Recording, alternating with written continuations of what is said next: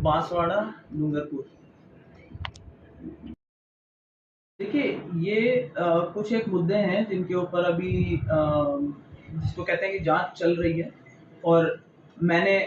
खुला सब लोगों को कह रखा है कि अगर आपके पास में कोई भी प्रूफ है, हम चाहेंगे कि नागौर विधानसभा, नागौर हेडक्वार्टर,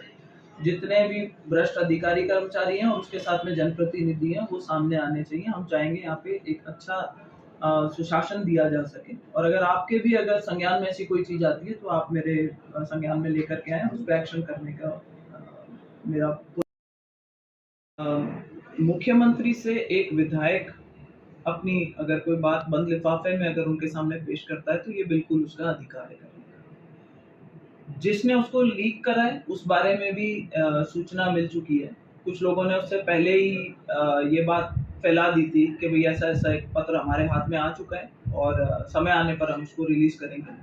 और उसका जो कनेक्शन है वो भी अफसोस की बात है कि हमारी पार्टी में ही निकल करके आया है। लेकिन इस बात को बहुत सीरियसली लिया गया है, और मुझे पूरा विश्वास है कि जो हमारे सीनियर लीडर्स हैं, मुख्यमंत्री जी हैं, प्रदेश अध्यक्ष जी हैं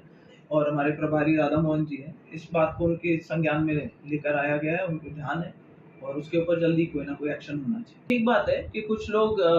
चाहते हैं कि रेवत डांगा जी वहाँ पर स्थापित ना हो सके, एक तरीके की राजनीति वहाँ चली है, बट आप विश्वास रखिए कि रेवत डांगा जी जनता के साथ में इतना अच्छा जुड़ाव है और सरकार की तरफ से उन्हें पूरी मदद मिल रही है, और ये उनकी पीड़ा बिल्कुल जायज थी क्योंकि 2 बार ट्रांसफर खुली थी, और कई ऐसे कर्मचारी थे और अधिकारी थे जो बहुत लंबे समय से यहाँ पर स्थापित हैं, और वो अभी भी आरएलपी के तरफ ज्यादा सिंपैथेटिक थे। तो रेवत जी ने अगर ये चीज उस पत्र के साथ में लिस्टें भी थी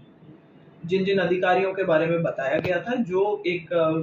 द्वेष की भावना के साथ में काम करते थे, खुद पार्टीबाजी में लिप्त थे, उन लोगों को संज्ञान में लेकर के आना रेवत जी का बिल्कुल अधिकार था। मुख्यमंत्री जी के संज्ञान में भी आया, और मुझे पूरा विश्वास है कि जब विधानसभा सत्र खत्म होगा उसके बाद में उसके ऊपर एक्शन भी लिया जाएगा। सरकार की तरफ से रेवत डांगा जी को पूरी मजबूती दी जाएगी। खिमसर में जो अपने लोग हैं उनको, किसानों को, सभी 36 कौम के लोगों को जो है वो अच्छा काम करेंगे रेवत जी, और मुझे पूरा विश्वास है सरकार की पूरी बैकिंग रहेगी। बात वोटरों को डिस्टर्ब करने की नहीं, बात यह कि ये जो काम करते हैं कि कार्यशैली न्याय संगत नहीं होती। अगर न्याय संगत आपकी कार्यशैली नहीं है तो जाहिर सी बात है कि कुछ लोगों का फेवर लिया जाता है, कुछ लोगों को खामियाजा भुगतना पड़ता है। तो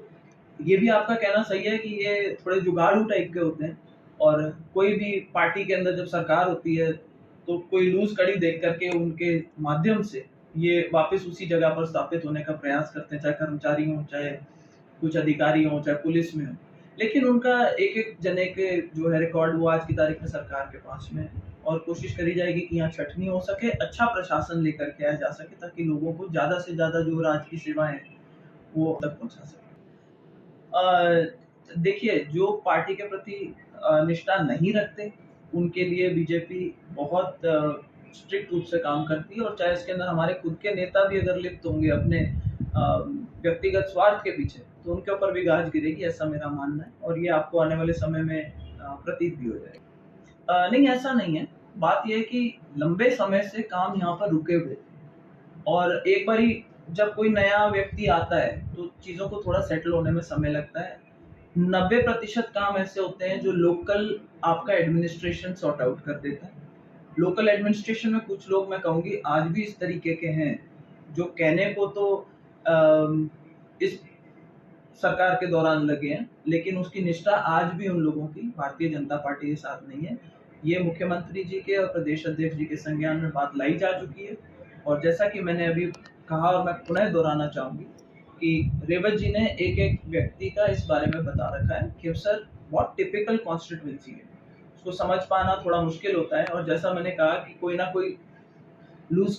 कड़ी देख करके और आदमी मतलब आपके सिस्टम में घुसने का प्रयास करता है, लेकिन ये थोड़े दिन की बात है। एक बार ये चीजें सेटल हो जाती है तो रेवत जी, आप यकीन मानिए,